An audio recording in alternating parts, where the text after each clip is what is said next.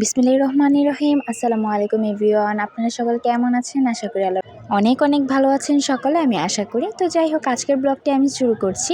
তো আজকের ব্লগটা আমি সন্ধ্যা থেকে শুরু করছি। তো আসলে প্রতিদিন তো মনে করেন দুপুর থেকে আম্মুর রান্নাবান্না কিংবা আম্মুর কাজকর্ম দিয়ে শুরু করি, তবে আজকে একটু অন্যরকমভাবে শুরু করছি। আসলে আজকে আমার স্টুডেন্টের বাসায় গিয়েছিলাম। এটা মাগরিবের আজানের পরে।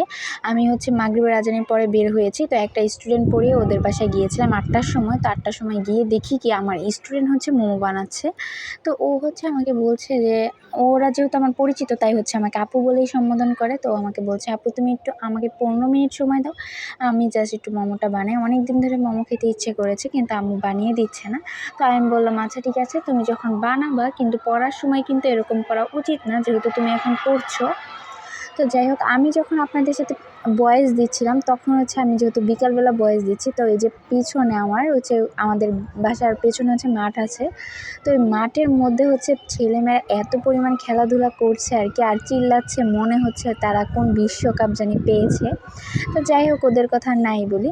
তো এখানে ও মোমো বানাচ্ছে। তো আমার স্টুডেন্টের কাজ দেখে আমি অবাক হয়ে যাচ্ছি, কারণ আমি যে ওদের বাসায় এতদিন ধরে পড়াই, অলরেডি ৪ মাস ধরে পড়াই, ও কখনো ও নিজের পানিটা পর্যন্ত ঢেলে খাবে তো দূরের কথা, ও ওর একটা বই ওর আম্মুকে দিয়ে আনায়। তো যাই হোক, বইটা যদি একদম মনে করেন যে ওরা তো নতুন বাসা নিয়েছে, ওদের এত একটা জিনিস নেই, বইটা অর্ডবের উপরে থাকে আর ও খাটে বসে। তো ও উঠে এক কাক দিয়ে অর্ডবের উপর থেকে বইটা আনবে না। সে ওর আম্মুকে, ওর আম্মু যদি রান্নাঘরে থাকে তখন বলবে যে, আম্মু আসো বইটা দাও, দেন তারপরে ইয়া করবে।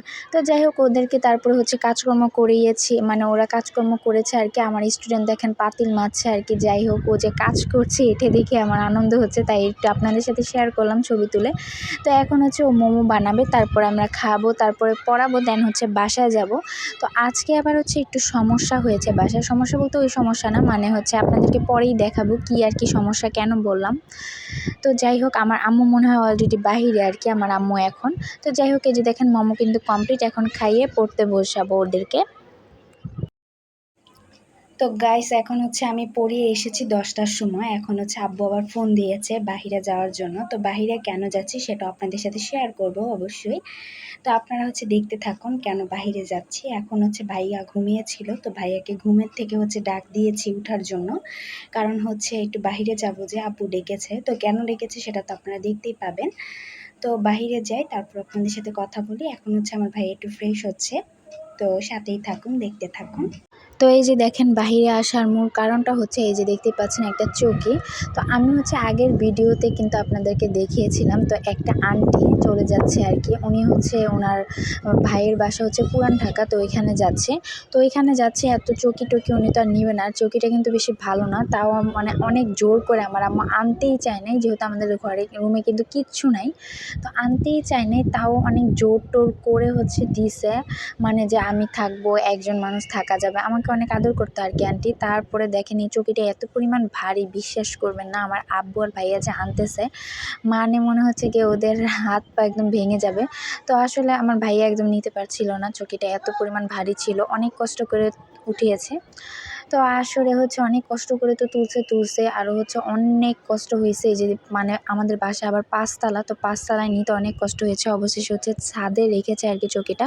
তো এই চৌকিটা আনার জন্য আম্মু একটা আঙ্কেলকে বলেছিল, কিন্তু আঙ্কেল কি করেছে, আঙ্কেল আনতে পারবে না এটা বলে দিলেই পারতো যে আমি আনতে পারবো না, আমার সমস্যা আছে। তো উনি বলছে আম্মুকে, আবার প্রথমবার ফোন দিয়ে বলছে আর কি, যে আপনাকে আমি টাকা দিব, আপনি একটু ৫ তলায় উঠাই দিন চৌকিটা।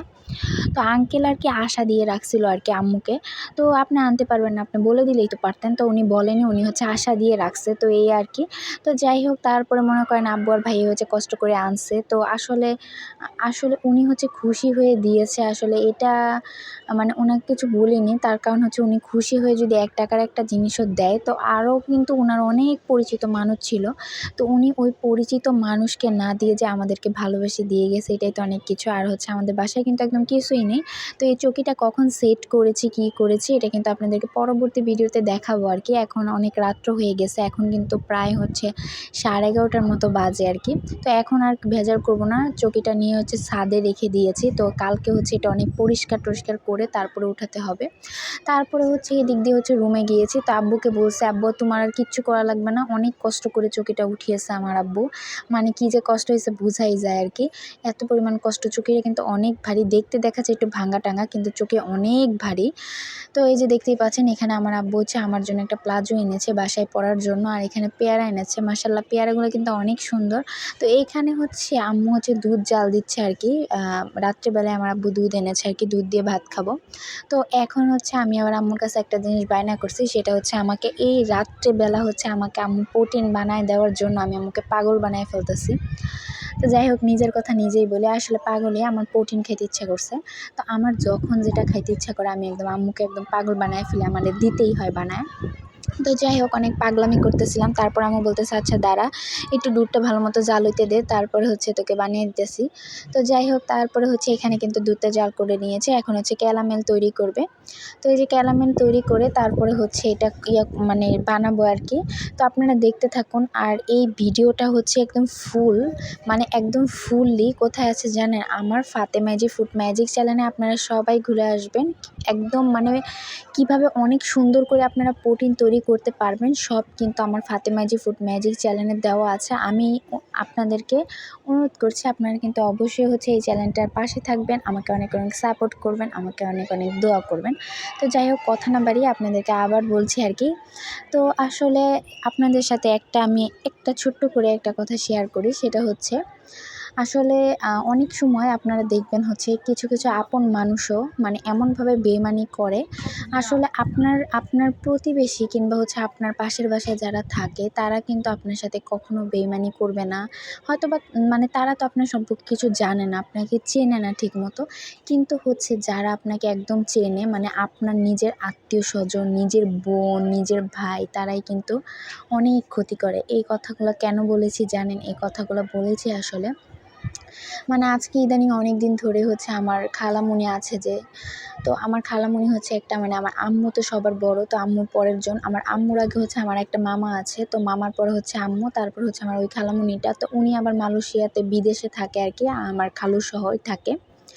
তো উনি হচ্ছে মানে এত পরিমাণ মানে বকাবকি ধরতে পারেন, এত পরিমাণ খারাপ ভাষায় বকাবকি করতো আর কি, মানে করেছে আর কি আম্মুকে। তো এগুলো দেখে অনেক খারাপ লেগেছে যে আসলে মানে এখন কিন্তু আমাদের পরিস্থিতি মানে একসময় ভালো ছিল, আলহামদুলিল্লাহ এখনও ভালো, আল্লাহর কাছে যতটুক মানে দোয়া করি আর কি, মানে যতটুক আল্লাহর কাছে বলার দরকার বলি। আসলে আমাদের এখনও কিন্তু ভালোই সব কিছু, কিন্তু আসলে মাঝে মাঝে কষ্ট লাগে। খালারা মানে আমার ওই খালামণিটা মানে এমন কেউ নেই আত্মীয় স্বজনের মধ্যে যে ভয়েস কল না দিয়ে না বকে না ইয়া করে, কিন্তু আমার আম্মু মানে কখনোই আসলে রিপ্লাই যে একটা জিনিসটা যে আমি প্রতিবাদ করব, রিপ্লাই করব, ও আমাকে বকা দিয়েছে আমিও ওকে পাল্টা জবাব দিব। আসলে কুকুর যদি একজন মানুষকে কামড় দেয়, আমিও যদি কুকুরকে কামড় দিতে চাই, তাহলে তো এটা হয় যে একদম মানে কুকুর কামড় দিলে আমিও যদি কুকুরকে কামড়ই দিই, তাহলে তো আমি কুকুরের সমানই হলাম।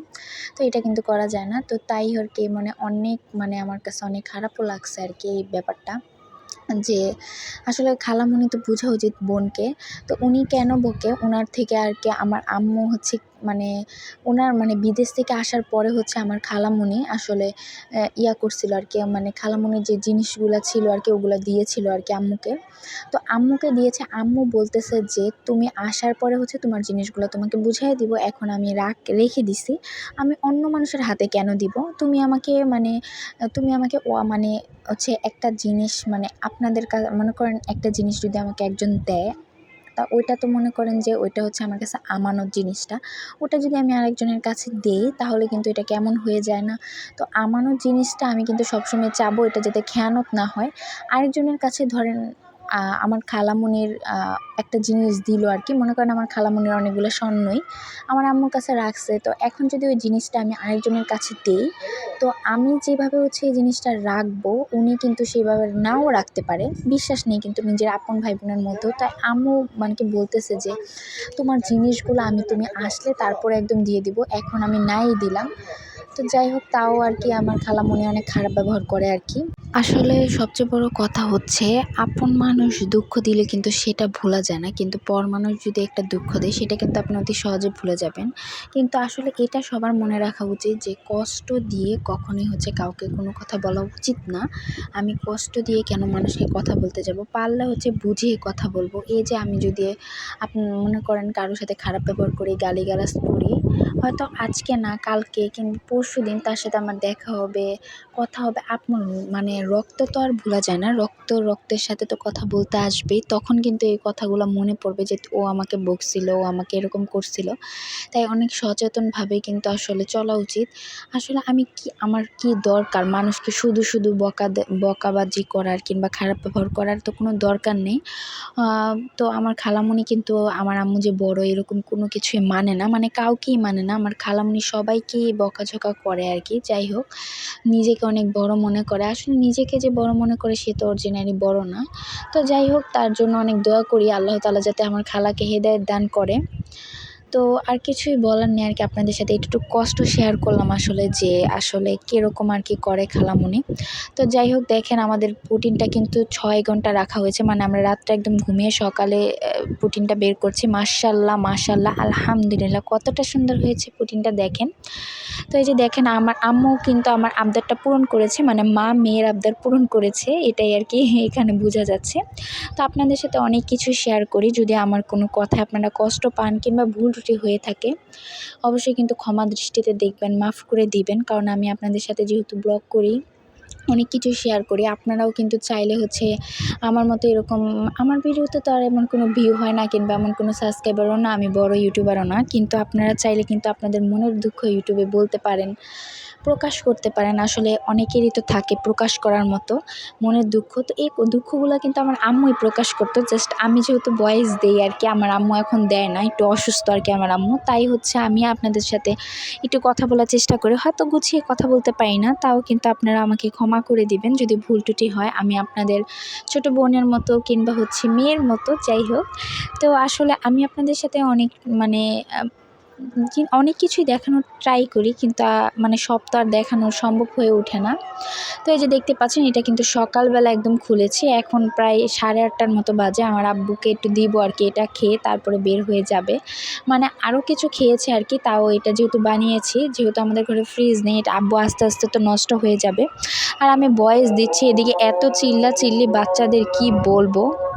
তো যাই হোক, আপনাদের সাথে কিন্তু অনেক দুঃখ, তারপরে হাসি, কান্না সব কিছু আমি শেয়ার করি।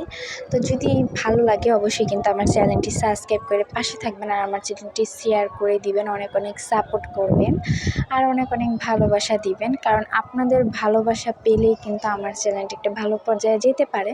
তো আপনাদের দোয়ায় কিন্তু সব কিছু, আপনারাই আমার সব কিছু, আপনারাই আমার পরিবার। এখন কিন্তু আপনারাও আমার পরিবারের একটা অংশ, কারণ হচ্ছে যেহেতু আমি আপনাদের সাথে সব কথাই শেয়ার করি, তাই আপনারাও কিন্তু আমার পরিবারের অংশ। তাই অনেক অনেক সাপোর্ট করবেন, আমি আপনাদের থেকে এটা আশা করি। তো তাও যদি আমার চ্যানেলটি যদি আপনাদের কাছে মানে একটু কম ভালো লাগে, তাহলে কিন্তু একটু লাইক করে কিংবা সুন্দর একটা কমেন্টস করে পাশে থাকতে পারেন, সাবস্ক্রাইব নাই করলেন। তো সবাই ভালো থাকেন, আসসালামু আলাইকুম, আল্লাহ হাফেজ।